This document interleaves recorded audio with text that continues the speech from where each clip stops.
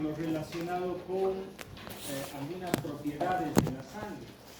Estas propiedades ustedes entenderán que hace de que cuando exista alguna alteración, pues van a afectar no solamente a los componentes de la sangre, sino más bien al componente que está directamente relacionado con la sangre, que sería el aparato o sistema circulatorio, ¿no es cierto? ¿Por qué? Porque si hablamos de densidad de la sangre, considerando algunos aspectos, veremos que la densidad representada será el peso, o sea, la masa de los elementos formes de la sangre, ¿sí?, en relación al volumen de agua, en este caso del plasma. Entonces, ahí podemos hablar de densidad, pero en medicina generalmente se habla de viscosidad de la sangre. ¿Está bien? Entonces, esto lo vamos a dejar un poco para solamente como detalle, de que la densidad está en relación a la masa, al peso que tienen los elementos formes y a la cantidad o volumen de agua que tenemos, que generalmente se lo puede medir como 1.050 gramos por ml y en la mayoría de los libros como 1.050 gramos por centímetro cuadrado. Sí, hay algunas relaciones de datos también que van a encontrar, pero no son muy relevantes, como les decía. ¿Sí?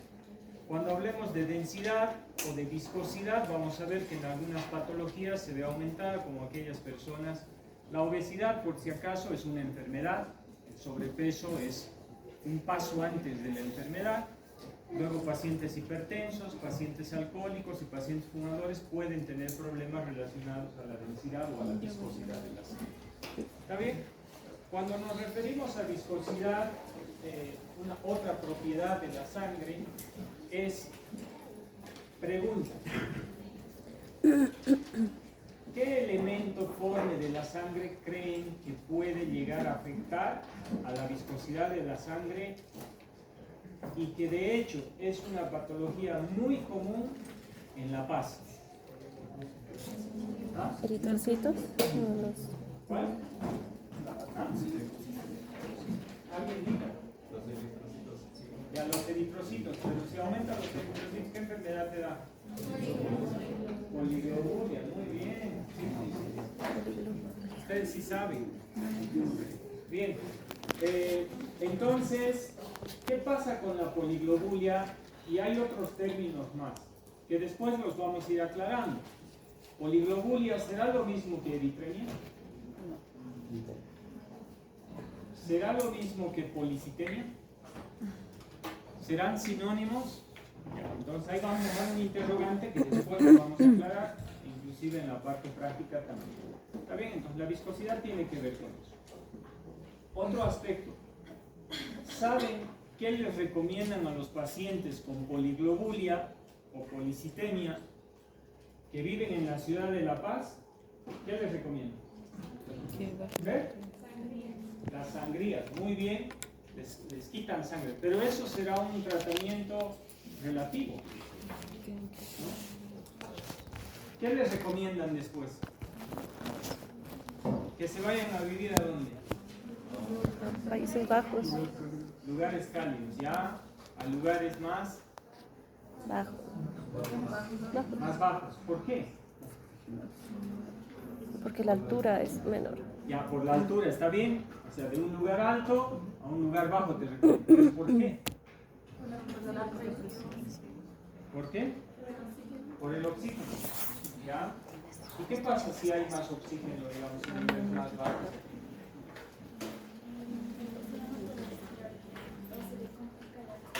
No, pero estamos hablando de la viscosidad de la sangre.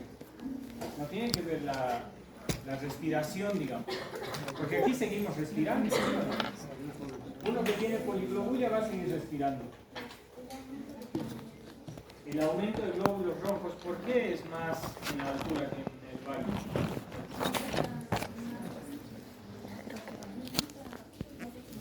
Ya, muy bien. Ya, por ahí va, está muy bien eso. ¿Está bien? Estamos razonando y cada vez que ustedes razonan, ¿saben cómo se llama eso? Criterio clínico. Van a empezar a tener criterio clínico.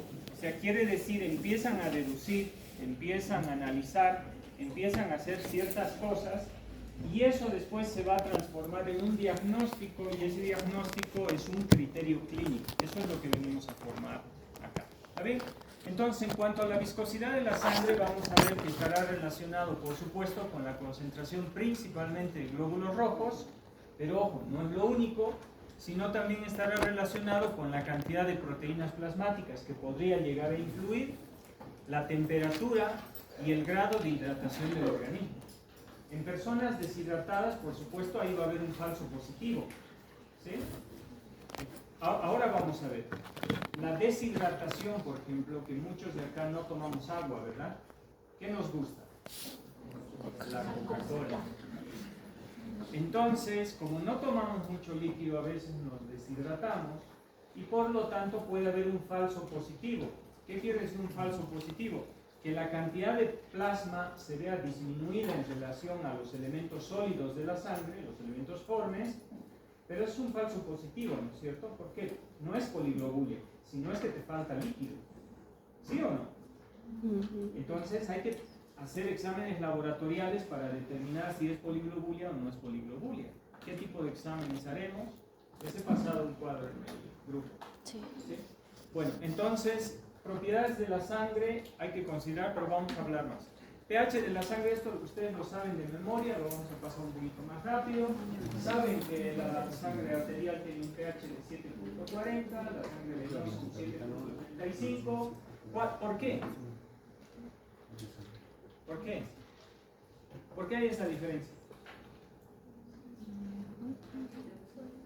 ¿Cómo?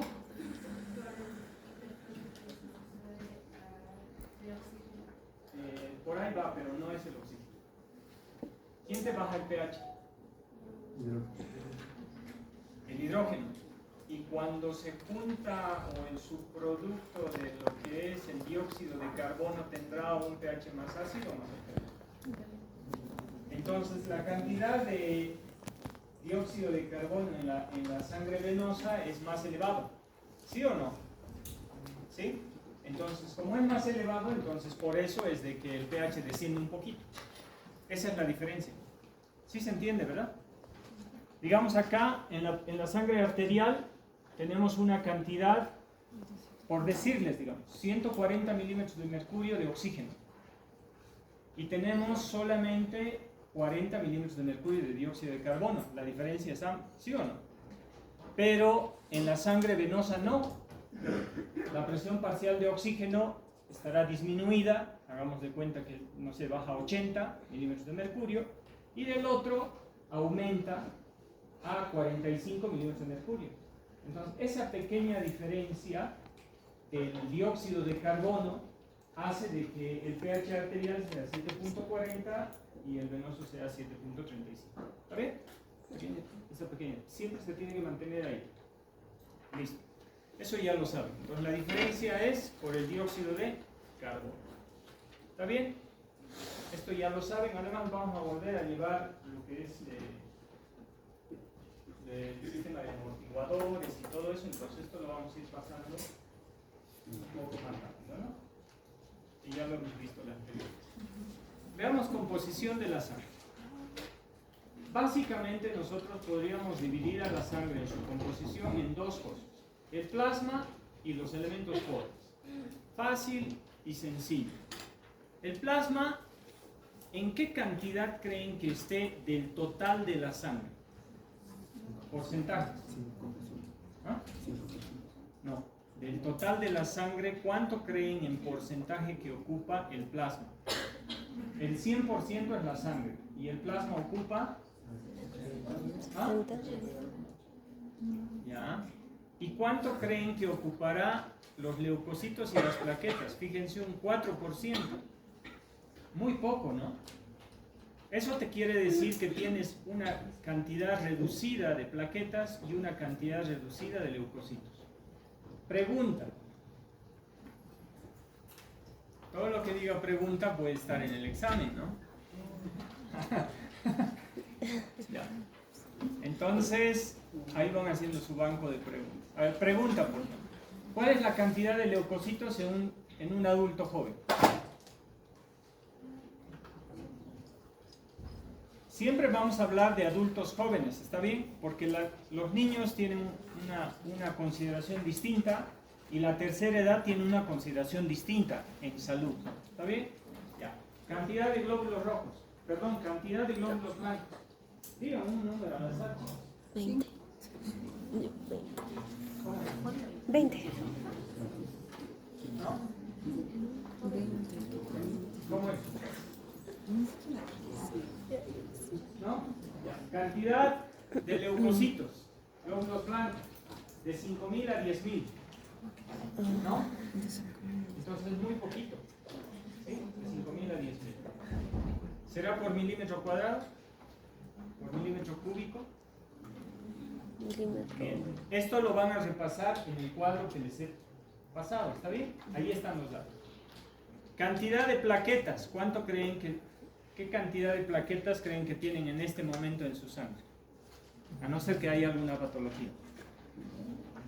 Entre 150.000 a 400.000 por milímetro cúbico. Cantidad de plaquetas. 150.000 a 400.000 por milímetro cúbico. ¿Está bien? Ahí vamos. Listo. Fíjense que los leucocitos que van de 5.000 a 10.000 a 400.000 por milímetro cúbico. y las plaquetas que van de 150.000 a 400.000 ocupan el 4% del total del volumen sanguíneo. ¿Sí o no? ¿Está bien? ¿Sí? ¿Eso se entiende? Ojo, les he dicho que siempre en fisiología manejen parámetros. Si se dan cuenta, de leucocitos estamos manejando de 5.000 a 10.000. ¿Qué pasa si está por debajo de 5.000? El paciente está inmunodeprimido. ¿Qué te baja tus defensas? El estrés, los antibióticos, alguna enfermedad, ¿sí? Entonces, el parámetro va a ser mínimo de 5.000 a 10.000. Si está por debajo, ya saben, cruzó la línea de la salud y estamos hablando de enfermedades. ¿Qué pasa si está por encima de 10.000? Puede haber leucemia, cáncer. ¿Sí o no? Lo más grave. Entonces, siempre vean parámetros que son dos números. Plaquetas. ¿De cuánto a cuánto dijimos? 50.000 a 400.000. Bien, las plaquetas reciben otro nombre. ¿Cómo se llama? Es con T. Trombocitos. Entonces va a haber, si hemos dicho de 150.000 a 400.000, si está en 80.000, ¿qué tendrá el paciente? Trombocitopenia. Quiere decir disminución en la cantidad de plaquetas. ¿Sí? ¿Y qué va a pasar? Puede tener problemas hemorrágicos ese paciente. ¿Está bien?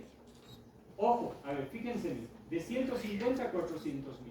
Si estuviera por debajo de 100, enfermedades relacionadas con la trombocitopenia, disminución en la cantidad de plaquetas. Pero si está por encima, enfermedades tromboembólicas, ¿sí o no? O sea, puede formarse un coágulo y ese coágulo puede taponar tus pulmones, tu corazón o el sistema nervioso. Y ahí hablamos de lo que las famosas embolias cerebrales o pulmonares, ¿verdad? ¿Sí? Ya. Muy bien.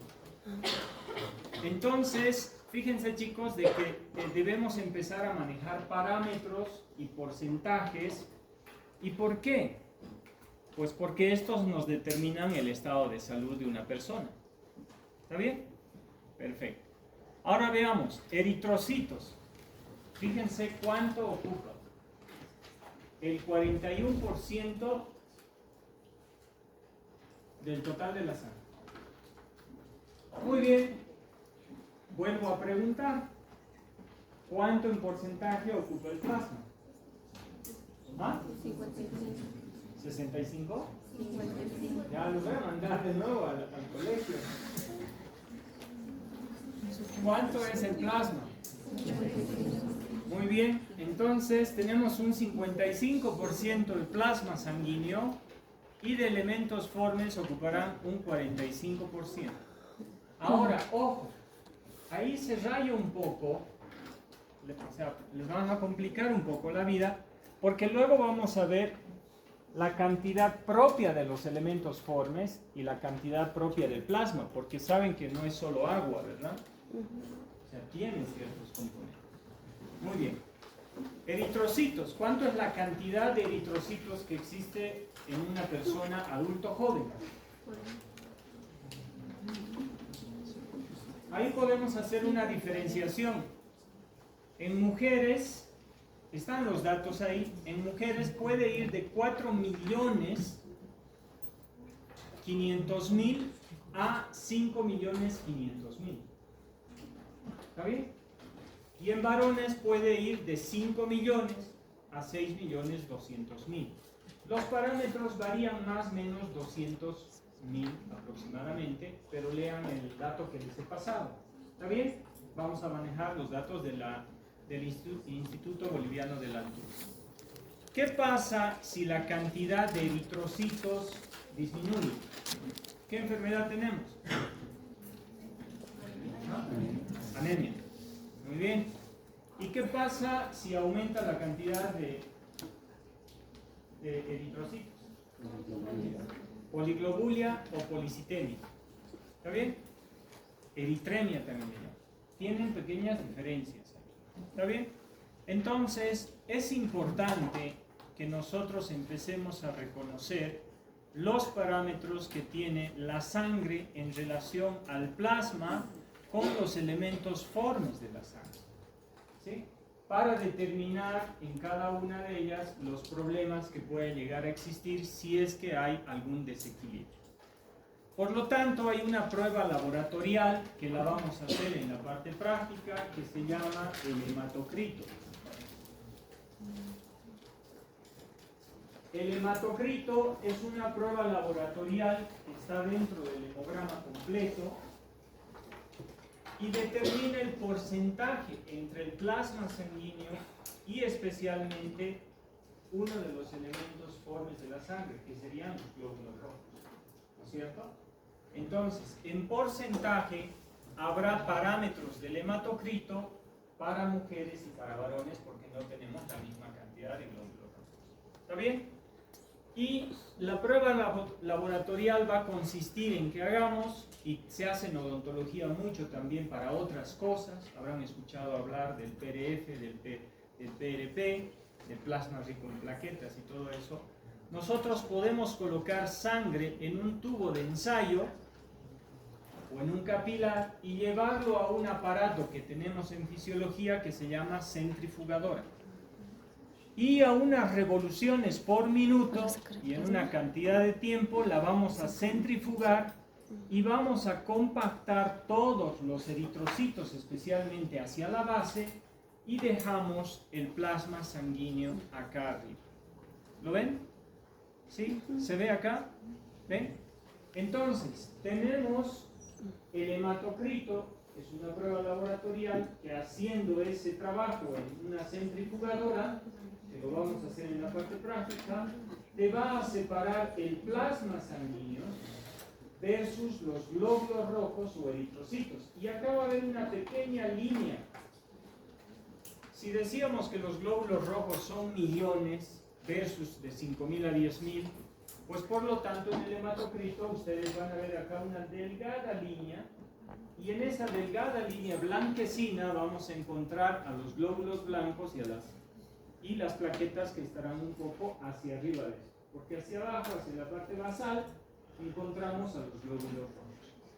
Y para mujeres y para varones este parámetro igual es distinto.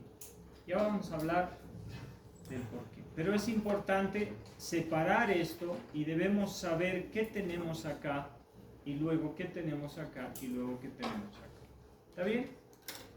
Y por eso acá en este cuadro que en muchos libros van a encontrar dice que el hematocrito también te ayuda a determinar un poco la viscosidad de la sangre en relación a la cantidad del hematocrito. Por supuesto acá un hematocrito de 60% ya no es normal, ¿no? Porque te está diciendo un hematocrito de 60% de cantidad de glóbulos rojos ya se está saliendo del parámetro, ¿sí o no? entonces te prende la alarma de que algo está pasando. O hay disminución de líquido o hay aumento de glóbulos rojos. Si hay disminución de líquido, es falso positivo. No es que el paciente tenga mayor cantidad de eritrocitos, sino es que no tiene mucho plasma porque está deshidratado. Por el contrario, si esto es normal, entonces sí te dice que los eritrocitos están aumentando por alguna causa y hay que indagarla o hay que investigar cuál será la causa. Entonces, para complicarles la vida, les decía, este es un ejemplo de la prueba laboratorial que vamos a hacer. Esto van a tener que hacer en el laboratorio, van a tener que pincharse, va a correr un poquito de sangre, entonces tienen que prepararse psicológicamente desde ahora. Muy bien. Y luego lo vamos a centrifugar y este es el tubito que utilizamos para hacer la centrifugación. Entonces, de la sangre podemos separar a los elementos formes de la sangre y de ahí determinar sus propios porcentajes. Por eso es una cosa muy distinta. Ojo con esto, si yo preguntara en un examen cuál es, digamos, la concentración de todos los elementos que forman la sangre, o sea, del total de la sangre, ahí hablamos de plasma, 55%, ¿sí o no? 4% de plaquetas y leucocitos y un 41% de eritrocitos, ¿sí o no? Pero si yo les pregunto cuál es el porcentaje de los elementos formes de la sangre, ya cambió porque estoy quitando de la ecuación al plasma, ¿sí o no? Y ahí la respuesta solamente se debe a los elementos formes de la sangre. Y si se dan cuenta acá, los eritrocitos ocupan el 98%, solamente del elemento sólido de la sangre. El plasma lo dejamos de lado, ¿está bien? Y leucocitos un 1%, plaquetas un 1%, para que ustedes se den cuenta de la diferencia. ¿Está bien? Y si hablamos del plasma sanguíneo, vamos a ver que tiene, o se puede dividir en estos tres elementos. Agua en un 92%, proteínas plasmáticas en un 7%.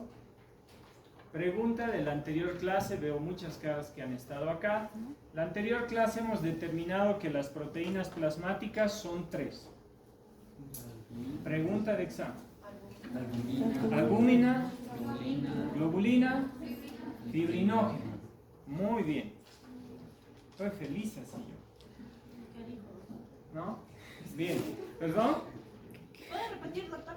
No. Albúmina, globulinas y fibrinógeno. Pregunta de examen. ¿Dónde se forman las proteínas plasmáticas? En un órgano grande que tiene la capacidad de regenerarse así. Hígado. Muy bien. No, si el páncreas se regenerara sería fantástico. Si te ocurre un problema en el páncreas, de hecho estás hasta ahí llegaron. No, cuando hay un problema de toda la glándula, no de una partecita. Porque si es de una partecita, claro, diabetes. Pero si el páncreas entero falla es distinto. Bueno, a ver. Entonces, pregunta. Primero eran, ¿cuáles son las proteínas plasmáticas? Ya hemos dicho que son 3. ¿Dónde se forman? En el hígado. En el hígado. Cierto, pero no tan cierto. Y ahí viene otra pregunta. ¿Todas? No. ¿Todas las proteínas plasmáticas se forman en el hígado? ¿No? Hay una que no se forma solo en el hígado. ¿Cuál creen que es? Escuchen su nombre. Dice globulinas. ¿Conocen a otro elemento que se parezca si le aumentamos el in por delante? ¿Qué? Inmunoglobulinas. ¿Y las inmunoglobulinas qué son?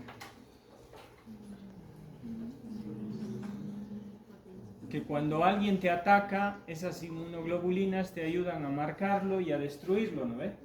Una inmunoglobulina es una proteína que viene, ¿cuál es tu nombre? Rubén. A Rubén, lo marca Rubén y determinamos que Rubén es un agente extraño. Y yo les digo, mátenlo a Rubén. Pero con esta señalización, con esta lucecita es más fácil que lo detecten. Entonces eso se llama opsonización, ¿sí o no? Y las inmunoglobulinas son, su otro nombre es con A. Anticuerpos, muy bien. Entonces, si son inmunoglobulinas y son anticuerpos, ¿dónde se producirán si no se producen totalmente en el hígado? ¿Y el vaso qué es? ¿El timo qué es? Órganos linfoides. Entonces, ya está 3 preguntas posibles, ¿no? Proteínas plasmáticas: albúmina, globulina, fibrinógeno. ¿Dónde se producen las proteínas plasmáticas? En el hígado. ¿Todas? No. Las globulinas, también denominadas inmunoglobulinas, se formarán también en órganos linfoides. ¿Está bien? Listo, perfecto. Pasamos entonces. ¿Y los otros solutos qué pueden ser? Acá dice, por ejemplo, si leen el primero, dice iones. ¿Qué iones conocen ustedes? Sí, pero díganlos, no hay problema. ¿Hierro? No.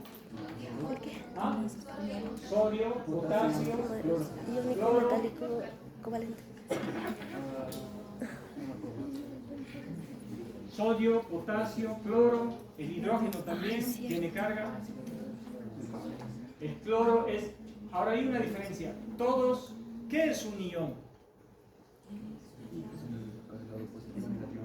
Ya, entonces su compañero dice acá que un ion es un elemento químico, digamos, que está cargado eléctricamente. Hay electricidad en nuestro cuerpo. ¿Sí o no? Puede estar cargado positivo o negativo.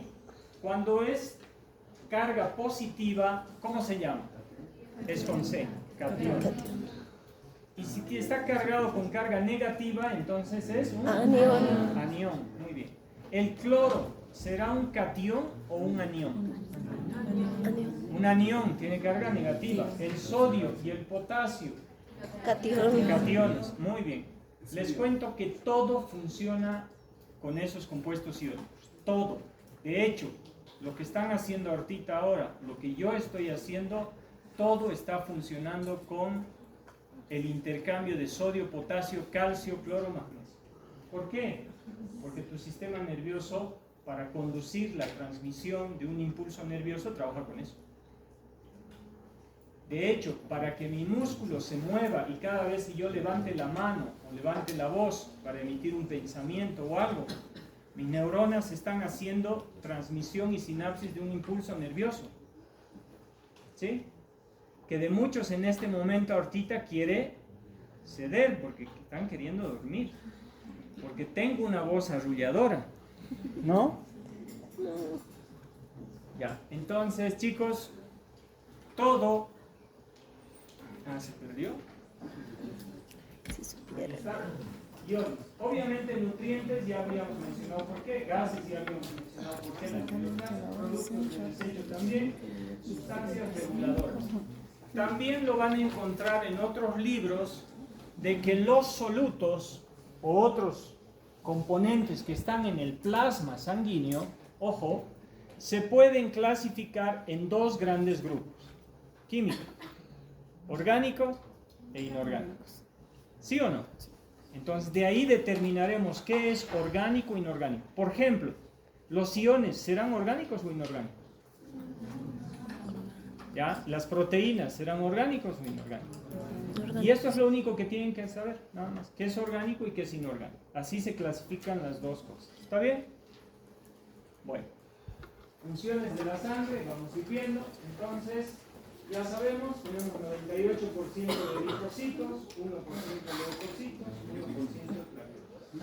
En el otro lado, este es otro cuadro donde te dice que el 92% es agua, proteínas plasmáticas ya lo dijimos, y otros solutos los electrolitos, muy importante, glucosa, y aquí pueden determinar ustedes qué es orgánico o inorgánico. Electrolitos. Vamos cantando, chicos. Electrolitos, glucosa, lípidos, vitaminas, hormonas, enzimas, ácido úrico, inorgánico, urea, elementos de desecho, ¿no? Creatinina. Entonces ustedes separan qué es orgánico, qué es inorgánico. ¿Qué sirve para la función de nuestro organismo y qué sirve de desecho? O mejor dicho, ¿cuáles son los elementos de desecho? ¿Está bien? Perfecto. Entonces, para hablar de esto, les decía, todavía son generalidades porque los estoy evaluando un poco y particularmente me siento muy contento porque ustedes participan mucho y eso quiere decir que sí tienen conocimiento muy consolidado desde la parte de abajo, entonces el trabajo va a ser mucho más sencillo. Hagamos un repaso. ¿Cómo se llama el proceso de formación de todos los elementos formes de la sangre? Vamos a hablar entonces, para entrar a funciones, de esto. ¿Está bien? Vamos a hablar cuál es la función del eritrocito, el leucocito y de todo eso. Y relacionado a fisiopatología. Entonces, para eso, de introducción, vamos a ver que dónde ocurre el proceso o cómo se llama el proceso de formación de las células de la sangre. Hematopoiesis. Y para la hematopoiesis tendremos a la célula madre que se encuentra precisamente... A ver, esta hematopoiesis a las 2 semanas de vida de haberse concebido entre el óvulo y el espermatozoide, ¿dónde se forma? La hematopoiesis, ¿dónde inicia? En el saco vitelino. Muy bien. A los 3 meses de gestación, cuando está el producto todavía dentro del vientre de la madre, a los 3 meses, ¿dónde pasa la función hematopoyética? Al vaso y al hígado. ¿Sí o no? ¿Ya? Y después de que naces, ¿a dónde pasa? A la médula ósea, con R. Médula ósea. ¿Cuántos tipos de médula ósea hay? Roja y amarilla. Muy bien. La amarilla es grasa, ¿no? Entonces inactiva. Bien. Entonces, la hematopoiesis se va a dar de esa forma, no solamente es en la médula ósea, después de que naces y ya se consolida en la médula ósea. Dato curioso, hasta que cumples la adultez, ustedes por ejemplo ya su médula ósea de varios huesos ya ha degenerado, se ha vuelto médula amarilla y solo va a estar en algunos lugares nada más, de hecho a partir de los 20 años queda relegada a ciertos lugares, ¿está bien? Bueno. De hecho, digamos, de que necesitamos de una célula madre tutipotencial. ¿Está bien? ¿En cuáles son los 2 elementos de blastos que se van a generar acá? ¿Qué origen y qué origen va a ser? Las células. Tienen 2 caminos. O se van por este lado o se van por este otro lado. Si se vienen por este lado, ¿cómo se llamarán? Se vienen por este otro lado. ¿Alguien sabe su origen? Con M. Mieloide, ¿está bien? Y al otro lado va a ser con L,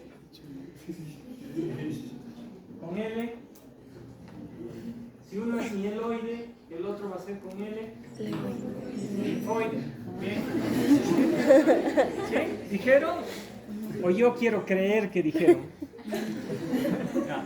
Muy bien, entonces, vamos a tener, y hay que diferenciar de que la célula madre, que es cuando recibe un inductor químico, le va a decir a esta célula madre, necesitamos que te vayas por el lado mieloide, que quiere decir, son todas las células que se forman en la médula ósea propiamente dicha.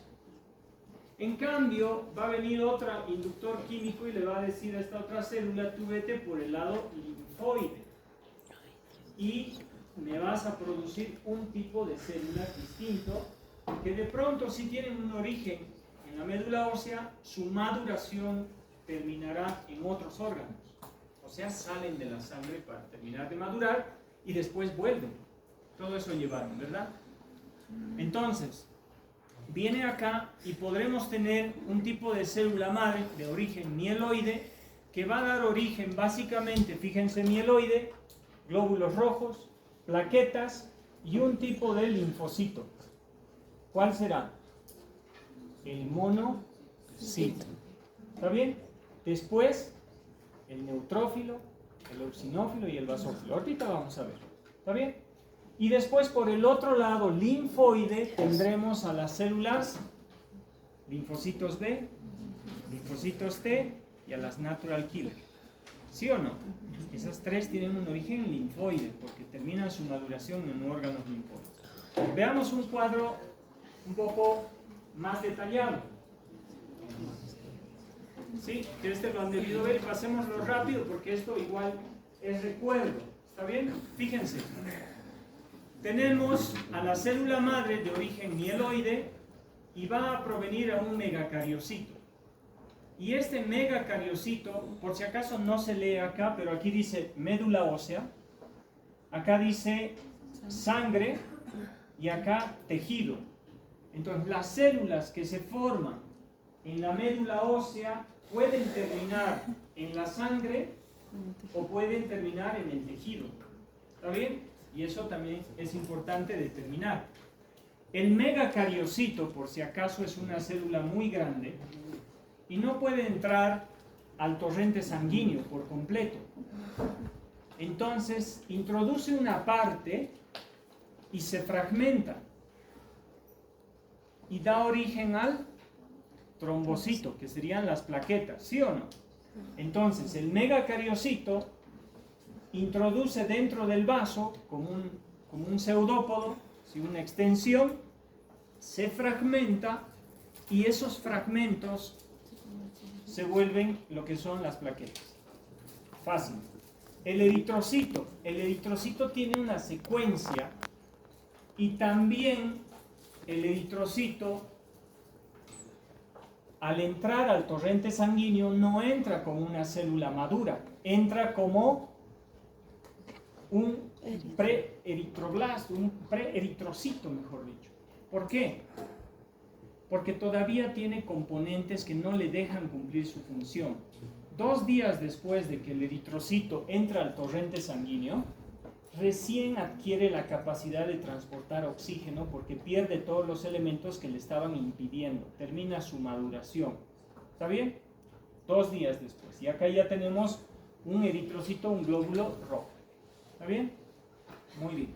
Pregunta acá, ¿en qué etapa? Acá tenemos un proeritroblasto, un eritroblasto basófilo, un eritroblasto policromático, un eritroblasto ortocromático y luego tenemos ya al reticulocito, mejor dicho, porque tiene un retículo, al reticulocito.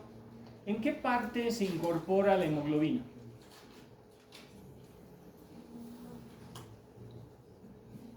¿Recuerdan eso o no? Les comentaré algo para entender patologías, que es importante que ustedes pregunten al paciente si tiene problemas. ¿Está bien? Lo único que tienen que hacer es preguntar y anotar en la historia clínica. Abrimos la puerta, ¿no? Porque,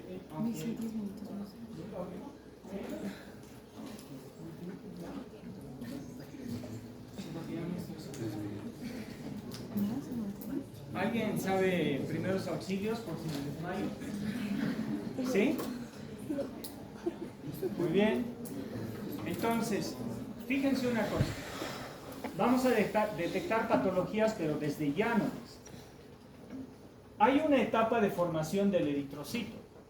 Por lo tanto, estamos determinando que la fábrica del eritrocito es la médula ósea. Para producir un eritrocito con las características que necesitas, ¿qué requieres? Hierro, ¿sí o no?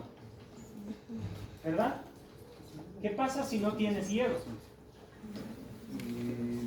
Vas a generar un eritrocito que no tenga las características o condiciones para que cumpla su función, ¿sí o no? ¿Qué pasa si no tienes ácido fólico? También vas a tener algunos problemas. Entonces, yo les invito a que esta imagen la vean de una forma distinta. ¿Sí? Quiere decir que si en esta porción de acá arriba, antes de que llegue al torrente sanguíneo, si el problema está aquí, te va a dar algún tipo de anemia o policitemia en la producción, en la formación. En cambio, si el problema está aquí, va a ser otro tipo de anemia. Por ejemplo, la anemia megaloblástica, porque la cantidad de eritrocitos va a ser normal, pero son eritrocitos grandes que no pueden cumplir su función. Entonces, para detectar dónde está el problema, yo debo conocer. Por eso es que he tratado de recordarles este cuadro que estoy seguro que lo han visto el año pasado y lo han explicado muy bien todo este proceso. Entonces debemos saber dónde puede estar la falla. Y mi pregunta era la siguiente: ¿dónde o en qué etapa se forma o se incorpora la hemoglobina? Y para formar la hemoglobina, ¿qué necesitas? Y eso es lo que vamos a ver. Entonces el problema puede estar acá, o el problema puede estar ya en el eritrocito adulto, ¿sí? Que se puede producir también un problema ahí y están muriendo por alguna razón. Entonces, para detectar el problema, yo debo conocer ese paso. Entonces, véanlo este cuadro de una forma distinta. Posteriormente tenemos la serie mieloblástica igual, donde tenemos a los basófilos, a los neutrófilos y a los eosinófilos. Los tres elementos son granulocitos, porque tienen gránulos en su interior que los hace que los caracteriza, excepto el monocito. ¿Sí? Excepto el monocito. Muy bien. Y luego tenemos, fíjense ustedes, por el otro lado, la serie linfoide. Y aquí estamos hablando de dos tipos especialmente. Las natural killer se forman a partir de este blasto y van a terminar en el torrente sanguíneo directo para actuar. ¿Saben ustedes cuáles son las características de las natural killer? Y luego tenemos también a los linfocitos. Tenemos los linfocitos T y los linfocitos B, inmunidad celular e inmunidad humoral. Y estos linfocitos T y B van a terminar en el torrente sanguíneo. Pero la pregunta es, ¿estas actúan directamente? ¿Ya están listas? No. Los linfocitos T y B entran al torrente sanguíneo, pero tienen que salir del torrente sanguíneo e irse a los órganos linfoides, terminar su maduración y después volver al torrente sanguíneo. Por eso es de que el linfocito B y el linfocito T y las natural killer provienen de un origen linfoide. ¿Está bien? Muy bien. Entonces, bueno, aquí hay una célula adicional que es el mastocito, que es importante, después lo vamos a mencionar. Y luego acá tenemos, fíjense lo que habíamos dicho en la primera clase, célula basófilo y eosinófilo.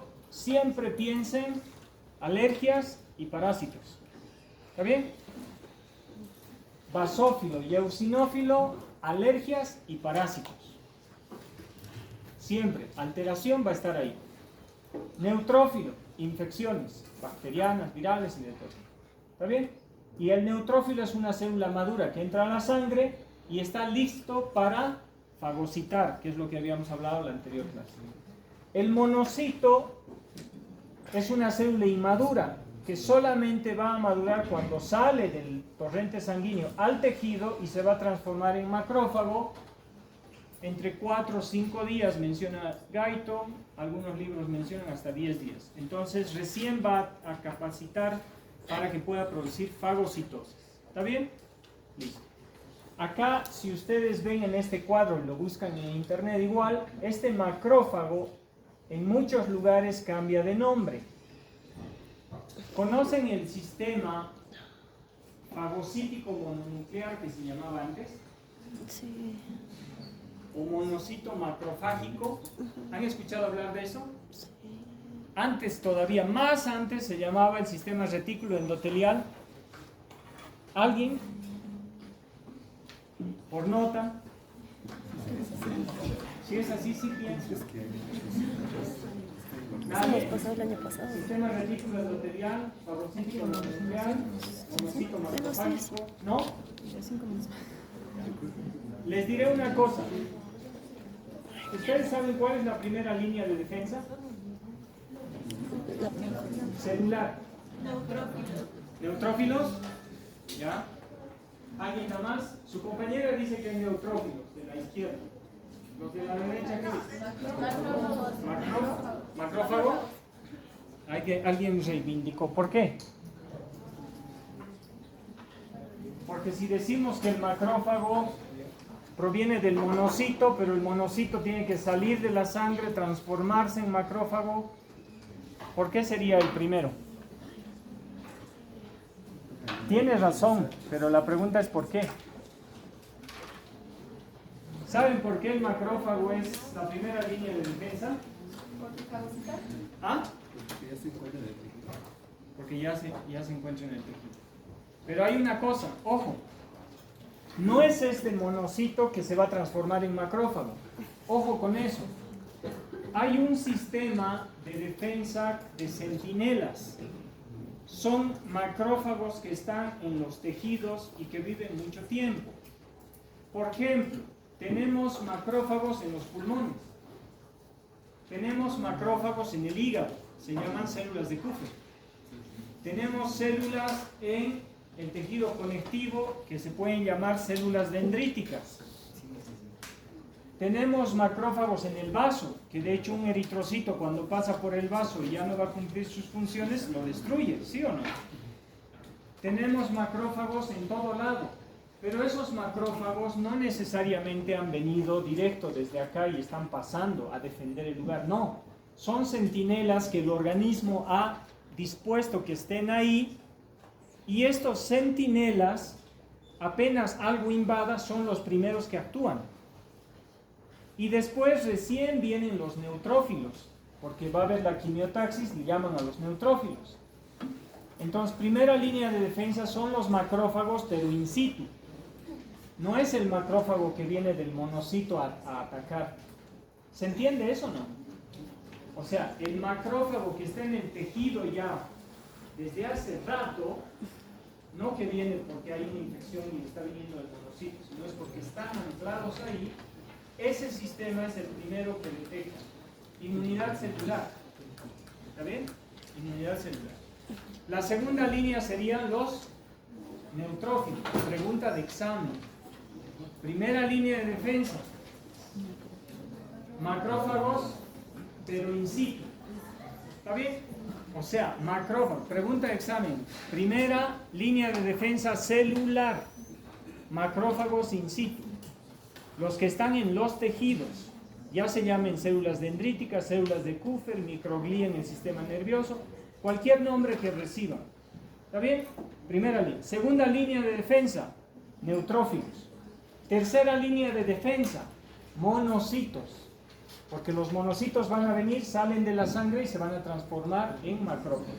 ¿Está bien? Perfecto. Muy bien. Bueno, esto ya lo hemos dicho, en el saco vitelino a las 2 semanas, hígado y vaso a los 3 meses, en la médula ósea apenas naces, y en los huesos membranosos de vértebras, esternón, costillas y algunos huesos largos.